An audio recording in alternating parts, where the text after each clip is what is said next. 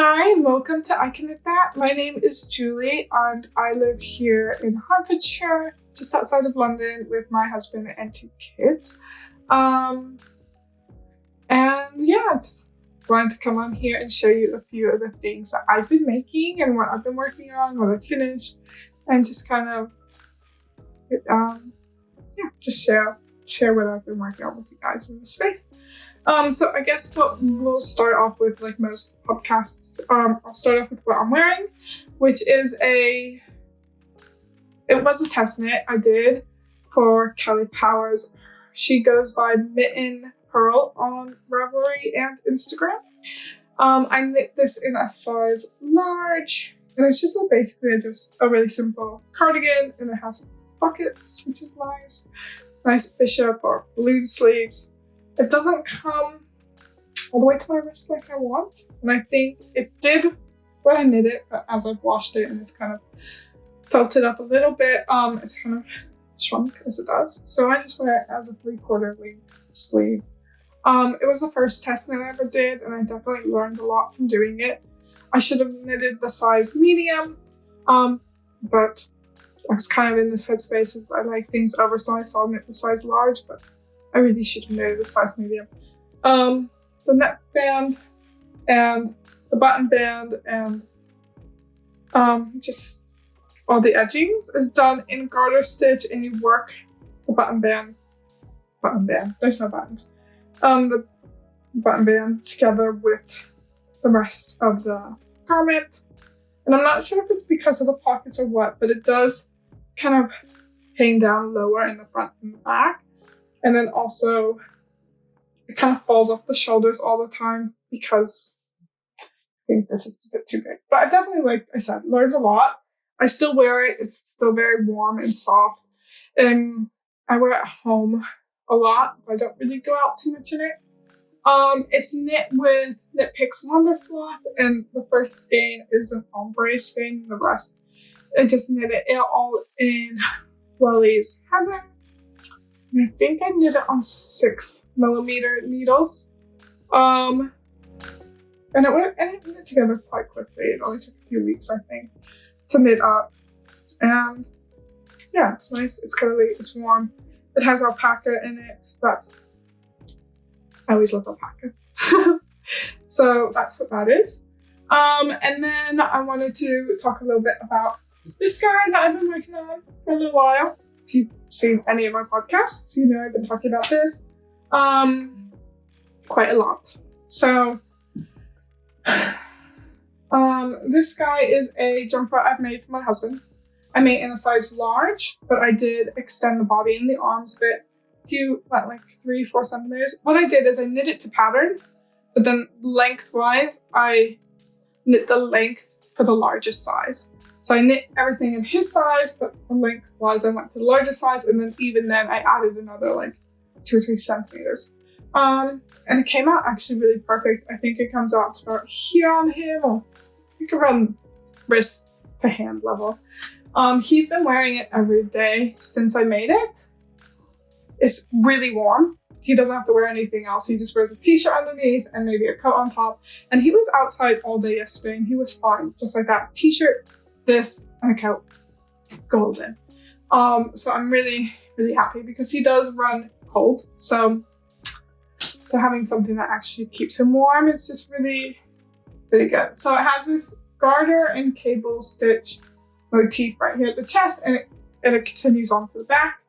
And then I guess the tummy area, the rest of the body and the arms are worked in stockinette. And it's supposed to be worked in flat in panels and then seamed up. But what I ended up doing was just casting on in the round and then splitting for sleeves when I got up to here. I think, yeah, I got up to the first or second cable twist, and then I just split for sleeves, and then I worked up until I thought it was about done. And then, yeah, and then all the cuffs and everything is done in 1x1 rib, and I've done Italian bind off for all of those. And then like tubular cast on for the bottom. And I think it's come out really well. I haven't washed it yet, but he's been enjoying it. We probably should wash it. It does need to be washed, but he's been keeping him nice and warm. He likes it. It fits him nicely, and it's just really good. This is my mannequin, so if it's like fitting funny or if it's like, you know, whatever, that's fine. Oh, I also worked the arms in the round as well, which was supposed to be worked flat, but I just didn't see a point, and so yeah, and then these are like the increases I did, and I think they came out really nice. I just did them make one left and make one right. And I think the pattern says to like knit, and I think it just says make one increase. I don't think it tells you what to do, but if it does tell you what to do, it might say knit into the front and back loop. And I just prefer the way that the increase, make one left, make one right increase looks. So that's what I ended up doing here. But other than that, it was the pattern. Like all the sizing and everything was. Yeah, I'm really happy with it. And I guess that's that. Okay, so the next two projects kind of go hand in hand. So I've done one for me, I've done one for my husband, now let's talk about my kids. It's just how it is. I don't know. The next two projects are these really cute blankets, like lap blankets for my kids, and one is a mermaid tail and the other one is a shark, kind of like with its mouth open, eating you, or you're eating everyone else. So kids are excited and extremely happy about it. So for my daughter's one, I've already finished hers. I did this a few weeks ago. It didn't make my everything I knit video, but it is something I made. So it's this huge thing. Fills up the whole camera.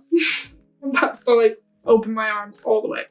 And it was actually a lot of fun to make. And despite the size, it actually knit up very quick because the pattern calls for using a DK held double or an Aran held double, Aran weight yarn or DK yarn held double.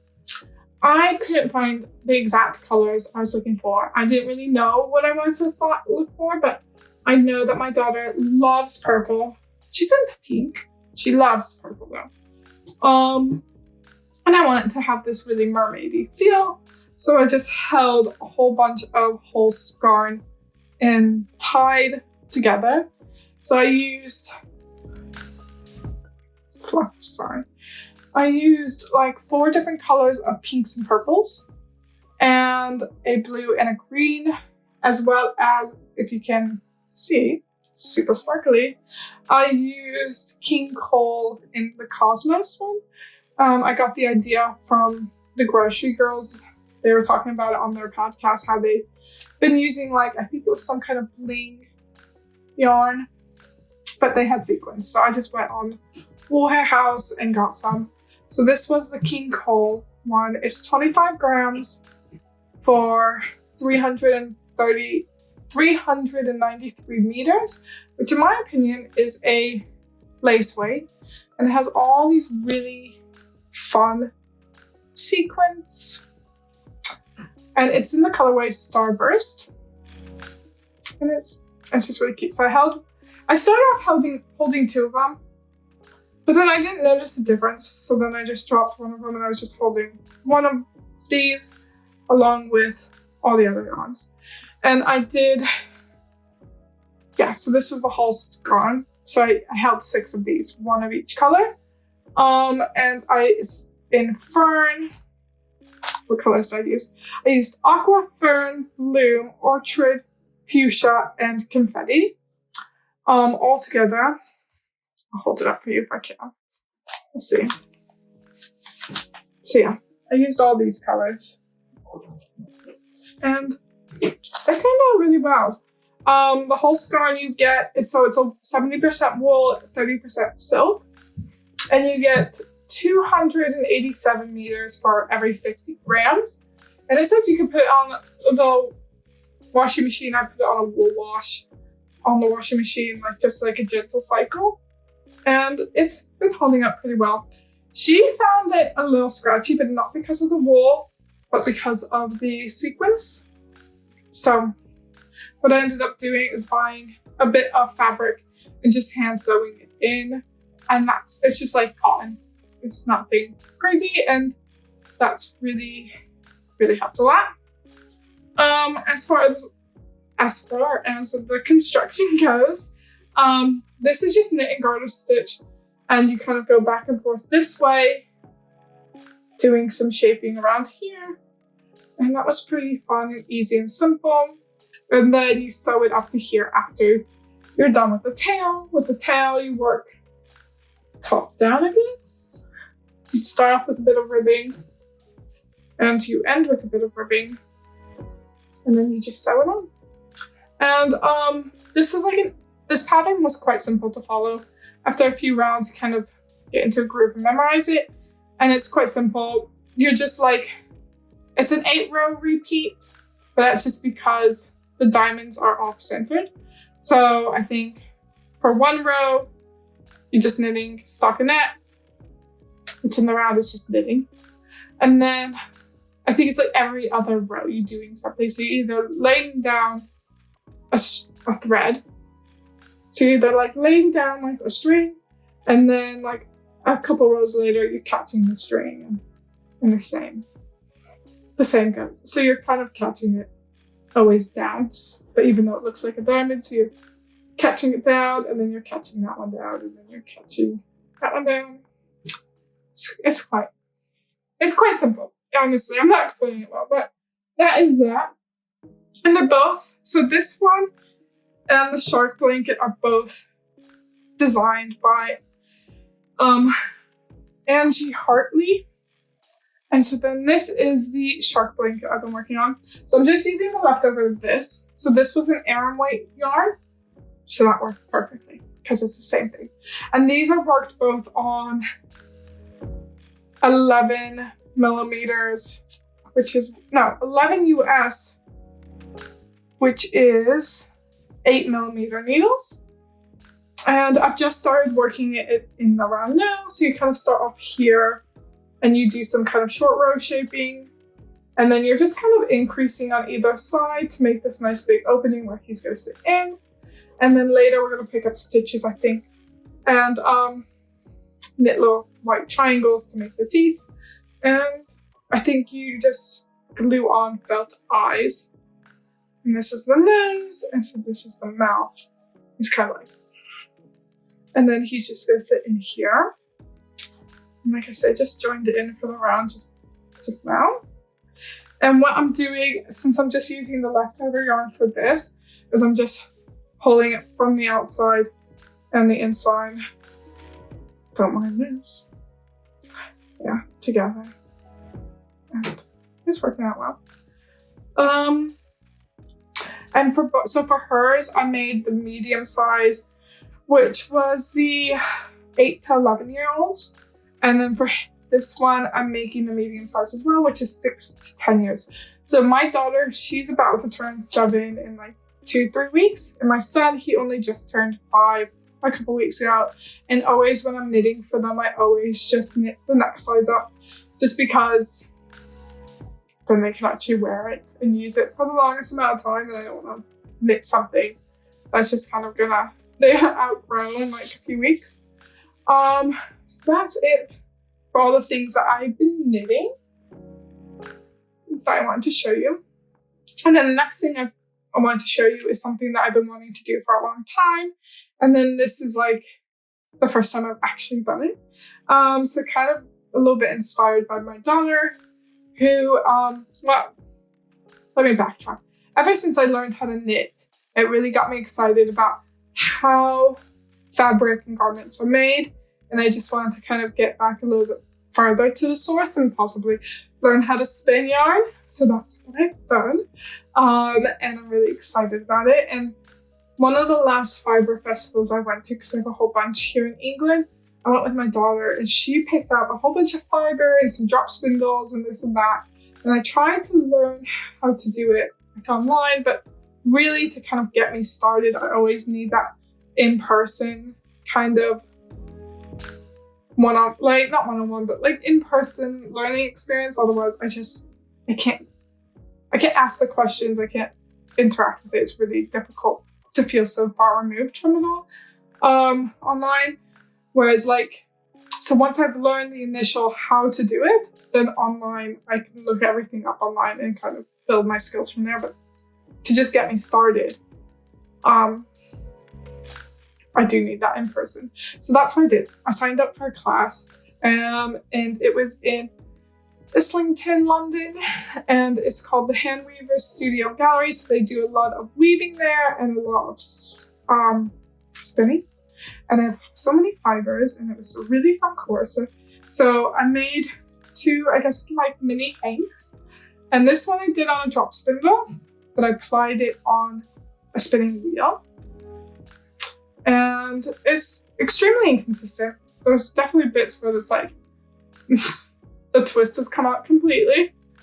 I used a bunch of different British wools. I just had a whole bunch that they gave us. Some of it was like humbug, some of it was just organic wool from around England. And yeah, I had a lot of fun making it. And so yeah, they taught us how to do it on a drop spindle. And then they move us on to a spinning wheel after we kind of get the idea of how the yarn works within itself. And so that's the yarn I made. I'm pretty proud of it. I mean, it's not amazing yarn, but it is, I did make it. And then this is the one I made on the spinning wheel. As you can see, there's a lot more on a spinning wheel just because a spinning wheel goes quicker than a hand drop spindle. And it's definitely getting better and more confident, but still extremely big and small. And so once you spin it, then you wash it afterwards to kind of get it, the twist to kind of relax into itself a bit more. So that's what I did. I washed it at home. And I applied it on itself. So it's just kind of one bobbin full of, each one of these is like one bobbin. It wasn't a full bobbin, but it was just one bobbin, and I just applied it on itself. And it's all British wool, and it's a lot of fun. And so then I went ahead and got one of their drop spindles, and I got one of their little beginner wool packs. And so right now I'm just spinning that up. So this is just the fiber I'm working with. I keep it in these little sachets just because it's a lot easier. And this is Suffolk Grey, and they come in these little 20 grams things, and then I'm just spinning it up on here. And I'm using a whole bunch of different ones. So I got this whole beginner spinners pack, which is full of fibers that work, that spin up really, I guess, easily. I think it's mid-length fibers. You don't want the really short staples. You don't want the really long ones. You want kind of this middle of the road where it just holds together really well. And the fibers themselves are all wool, because wool likes to stick to itself, unlike more softer fibers like silk and alpaca that just kind of slip past each other. And so that's it. That's what I'm working on, just the shark blanket and this drop spindle. And I finished this. And yeah, thank you so much for watching my podcast and joining me again. If you want to see more, I'm hoping to set up a regular schedule where I film every Monday. So today is Monday. What is it? The 16th of January. So today's Monday the 16th. I'm hoping to upload it tomorrow on Tuesday. So that's, I think, the schedule I'm going to try to keep to is film on Monday, upload Tuesdays. We'll see how that goes. And yeah, thank you so much for watching. Have a great day.